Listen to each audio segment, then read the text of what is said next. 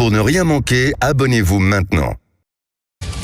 Tout compte fait avec Éric Revel. Bonjour Éric. Patrick, bonjour à tous. 7h21. L'autorité contestée partout, pas dans ce studio. Le directeur général, non. Présenteur. Alors, l'autorité qui touche aussi le monde de l'entreprise, où l'autorité du chef serait de plus en plus mal ressentie, Éric. Ce que vous dites. Quoi. Oui, c'est ce que disent des sondages. Si on en croit bon nombre de DRH, vous savez, les directeurs et directrices des ressources humaines qui sont en contact, les salariés qu'ils embauchent, par exemple. Bien, si on en croit ces DRH, l'autorité dans l'entreprise est en train de s'effondrer au cœur même de l'emblème de la société civile que représente le lieu de travail, c'est-à-dire l'entreprise. D'après une enquête d'Opinionway, 88% des interrogés estiment qu'il existe trop de petits chefs qui incarnent la hiérarchie dans l'entreprise et qu'ils abusent de leur autorité dans l'entreprise. 8 Français sur 10 souhaitent que les collaborateurs contribuent davantage à la définition de leur poste de travail hors de la sphère hiérarchique. Le monde de l'entreprise traverse donc une grave crise de l'autorité depuis le début des années 2000, analyse Olivier Lajoux, officier général de marine, et puis DRH de son état.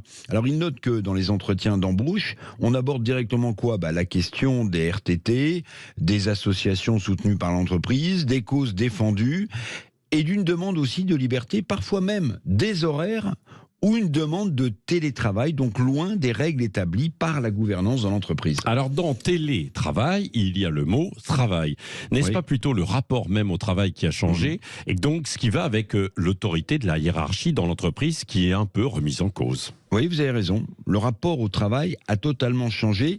Ce rapport est cassé, meurtri, affirme au Figaro Emmanuelle Duez, la fondatrice du cabinet conseil Le Boston Project. Écoutez bien, dans les années 90, 60% des Français estimaient que leur travail était un élément fondamental de leur vie. Eh bien, 30 ans plus tard, Patrick, seulement 22%, 22% estiment que le travail dans l'entreprise et donc la hiérarchie qui va avec, 22% seulement, pensent que leur travail est important à leur vie. Oui, c'est ça. Quelles sont les raisons de la remise en cause du travail, donc de l'autorité dans l'entreprise? Alors, il y en a de très anciennes. Les 35 heures qui ont sapé le travail comme valeur. Le digital, la crise Covid, évidemment, qui a montré qu'il y avait d'autres centres d'intérêt que le travail. L'envie aussi formulée par les plus jeunes générations de ne pas perdre l'essentiel de sa vie, justement en passant son temps précisément à la gagner, sa vie, contre un salaire. Du coup, tous les piliers liés au travail, comme la hiérarchie, l'autorité de celle-ci, tous ces piliers vacillent. Alors, je réfléchissais, rien d'étonnant finalement, à l'image de notre société, où l'autorité du prof à l'école, l'autorité du policier dans la rue, l'autorité du médecin dans son cabinet, parfois agressé, à l'image de toutes ces professions qui ont leur autorité statutaire remise en cause, l'autorité dans l'entreprise suit normalement le même chemin, mon corollaire dangereux quand même de la remise en cause globale de l'autorité.